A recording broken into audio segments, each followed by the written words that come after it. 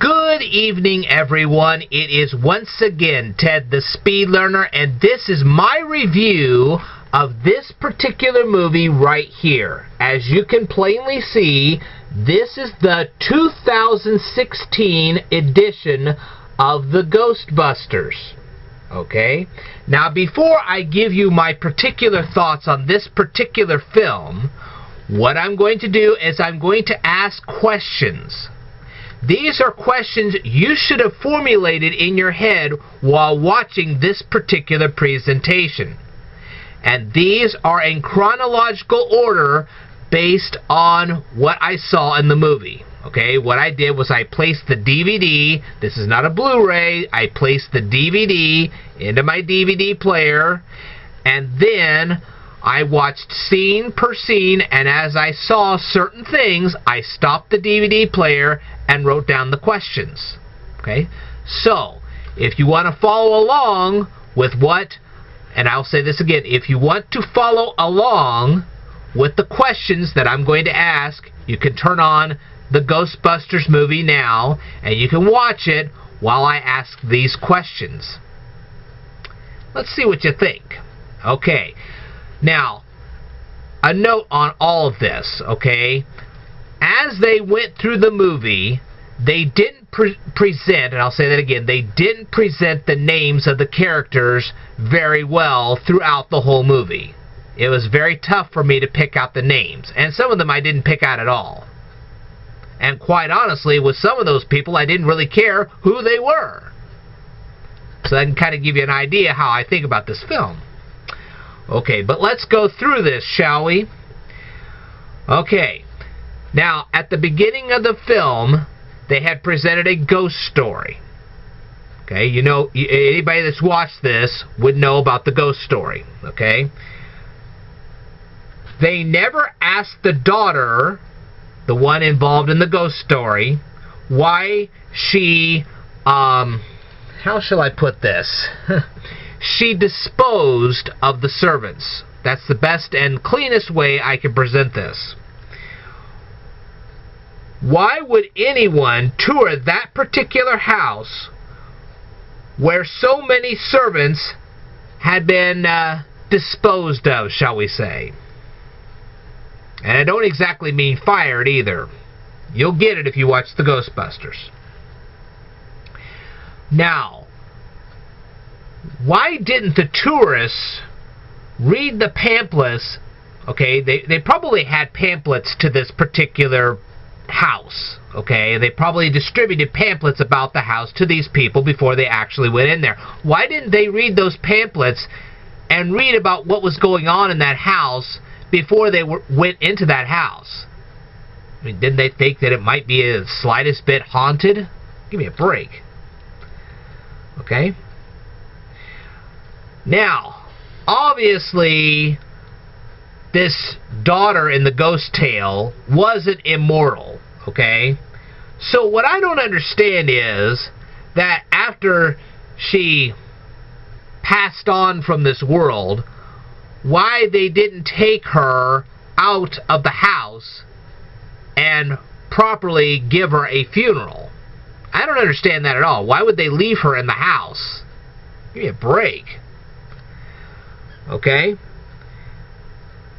Now, considering that the candle holder could be a potential safety hazard lying on the floor, why didn't the tour guide, when the candle holder landed on the floor, why didn't he immediately pick it up and place it back on the table before the tourists moved on? Give me a break. Now, no one in the tour guide group noticed the blue light under the table? Really? Now, why was the ghost angry at the tour guide? I don't understand that. Now, let me get this straight with you people. The tour guide's hand was obviously burnt. Even though he was being attacked, the first thing I would do is try to seek out some first aid while trying to escape the ghost. What, there's no first aid kit in this house? He couldn't locate one? Really? Huh. Yeah. Now, the tour guide picked up a chair, but instead of holding on to the chair and flinging himself to the window so he could actually get out of the house, he flings the chair instead. Why? That doesn't make any sense to me. He should have used that as a shield to get out of the house. Now, the ghost did not force him immediately into the basement. Why did he go there? He could have picked another window, especially if he held onto the chair. Okay? Now, why did the ghost spend so much time torturing the tour guide? Why not dispose of him instead, right off the bat? Boom, you're gone, out of here. I mean, at the very least, the ghost could have thrown the tour guide out of the house. I guarantee you the tour guide would have never come back. So, that doesn't make much sense to me. And they never fully explained, at least early on in the film, what Erin was teaching. Okay? She had all these mathematical figures up on the board, but we didn't know what they were. And even though later on we found out it was physics, well, I'm sitting here going, okay, what kind of physics are you teaching? Are you teaching something very specific? Let's find out. And Abby, when we first see her, is wearing a helmet. What was that helmet supposed to do? Nobody explained that one. Now, what about Julian? Well, why, when Erin and Abby and Julian, when they entered that house, why was Julian videotaping Erin? What was the point? Was she just being mean to her, mean-spirited? What? I don't know. Now, you're telling me, as old as that door was, what, they just constantly gave it WD-40? Really? But as old as that door was, why didn't it make a single sound when it opened? I mean, a creaking noise would have been much, much better, honestly. Let's go on. Now, the door opens, and Erin honestly thinks it's some kind of a joke or a gag. Really? And why is Julian eating in the house? How did she even get the can of chips into the house? I'd like to know this. Now, why did Abby suddenly grab the camera out of Julian's hands? That's never explained. Now, why would Abby think that she was the only one that could possibly be seeing the ghost? Really? Now, the ghost here didn't immediately attack Erin right after this ghost slimed Erin. Why not? Now, why would Erin, Abby, and Julian suddenly follow this ghost if all three of them knew they could not catch them? The only thing I could think of is they were trying to continue to videotape, but even then, they had no equipment to catch the dang thing. Really? Erin, Abby, and Julian weren't immediately arrested for thievery? Give me a break. And Erin didn't inquire about the firehouse rent before Erin, Abby, and Julian toured the firehouse? You must be kidding. Why would Kevin the secretary wear glasses without lenses? I mean, the pathetic excuse he gave, I'm like, that can't be serious. Really? Now, Kevin has a dog, okay, but he starts making it sound like he has a cat. First of all, why would he want to live in the place where he is being employed? Okay, I don't live in the place where I'm employed at. Why would he want to do that? And secondly, why would he make it sound like he had a cat when he really had a dog? And more importantly, if his dog is at his mother's house, why would he have it removed and brought to this place? Really? And where does Kevin live now? I mean, what is he, just homeless off the street? Now, Kevin is a web designer and he wants to be the secretary of the Ghostbusters? Why? He could do much better as a web designer. I promise you that.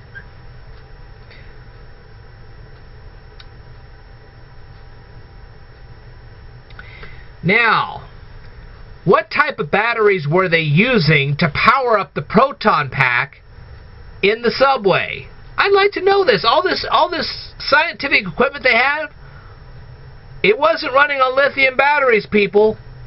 They had to have something pretty powerful. And even at that, now think about this for a second. Gee, how long do you think those batteries are going to last? Honestly.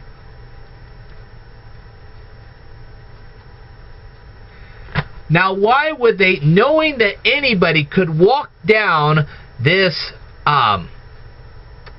city alley, okay, they're in a city alley, they know anybody could be walking down this alley at any time. Knowing the risk of something like that, why would they test a proton pack in the middle of an alley? Talk about lack of safety there. I thought these people were scientists. And why would they go around posting their ghost footage on YouTube? Really?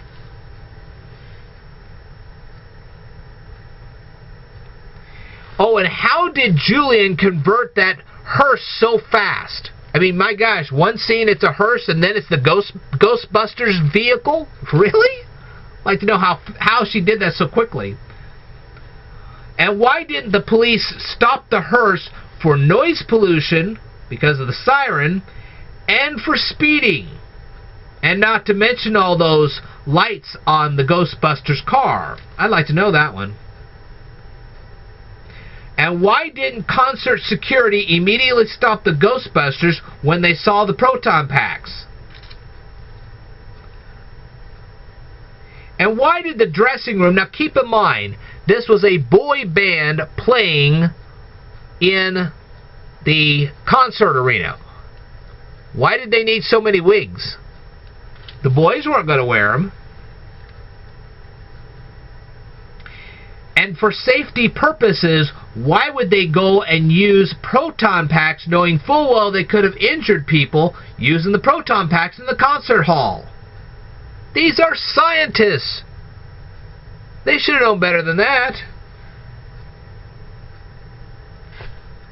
Oh, and about the bad guy, the original bad guy, okay, before he became a ghost, you're telling me that not one person anywhere noticed his machine? And where did he get the money to pay for all those parts to build that machine? I'd like to know. I mean, on his salary? Really? Okay.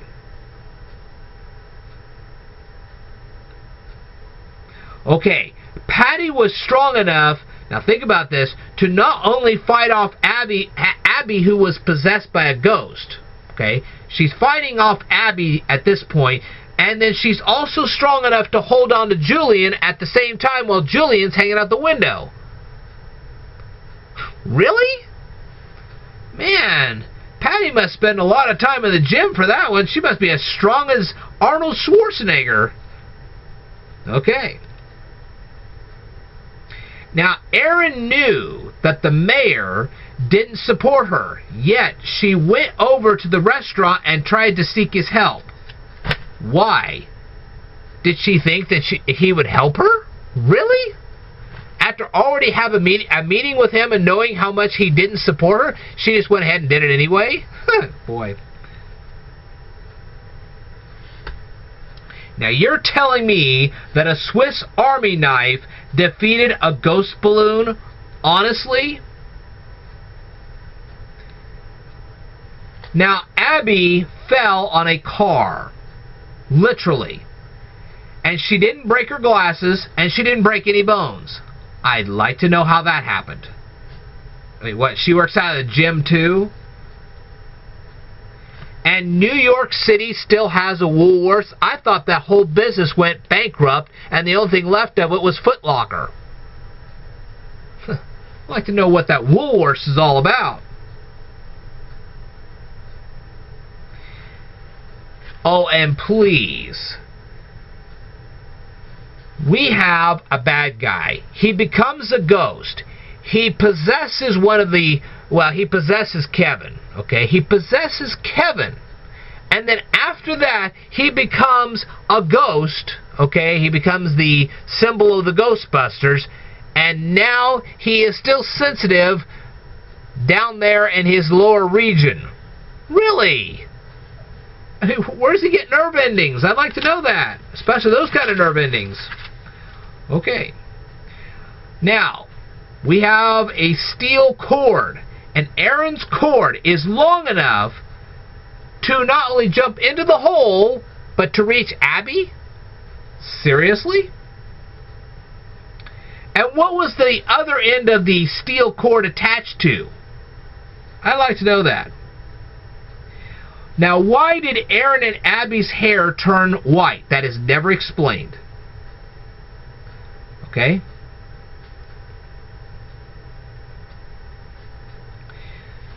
Now think about this. New York City, in a crisis with all these ghosts everywhere, and Kevin is still able to go into a sandwich shop and buy a sandwich. Boy, I have to hand it to New York. That would not happen here in downstate Illinois. That just wouldn't happen. Honestly. Now, since we don't know how Aaron and Abby's hair turned white in the first place, well, we also don't know how in the world it turned back to normal either. That's never explained either. Now think about all these questions. If you can think up any answers to any and all these questions, go ahead and leave those answers right down here in the comments below. I'd love to hear what you have to say about all this. But anyway, my final analysis of the movie, this movie had one giant theme. Kevin was stupid. That was the whole theme of the movie. Kevin was stupid. Everything he did was stupid. Everything he said was stupid. He was stupid. It was the whole running joke of the whole movie. He was stupid. The cameos were done very poorly, as far as I'm concerned. Now, I have to say that Bill Murray and Dan Aykroyd and Annie Potts, they did their best. And even Ernie Hudson, he did his best. I'll give it to him. They really did their best to make this movie as good as it could be. But honestly, you know, and a brief cameo from Ozzy Osbourne? What? Why was he even there? That's never explained. A lot of things are not explained in this movie. Honestly. But the theme of the movie was, for the whole thing, Kevin, the secretary, was stupid. That's what I got out of this movie. That is the whole theme of this movie. Really. This is not about ghost busting. This is about Kevin being stupid. Let me tell you, people, if you spent more than $5 on this thing, you wasted your money. That's all I got to say about it. You just flat out wasted your money. And I'm sorry about that. All right. Well, I want to thank you very much for watching this particular presentation. And don't give me this, I don't want to hear any jive turkey about the female leads in this film. I think most of them did a pretty decent job. This is all about the writing. Honestly, this is about the plot. It has nothing to do with the actors, the actresses. None of this has to do with them. This is just simply a very bad plot. I'll give that to you. The plot was awful in this. The special effects were great, but the plot was terrible. But anyway. So, as you guys watch movies, and I'm going to start watching movies from now on, and I'm going to go ahead and put up video reviews of them, ask questions. Make long lists of questions and ask and see what happens. But anyway, one of the worst films I've ever seen. I'm sorry I ever saw it. Eventually I'll just give this thing away. I have no interest in keeping this thing. Anyway, thank you very much for watching this presentation. I will tell you more in a future video. I hope you learned something from this, but in the meantime, I want you to stay tuned.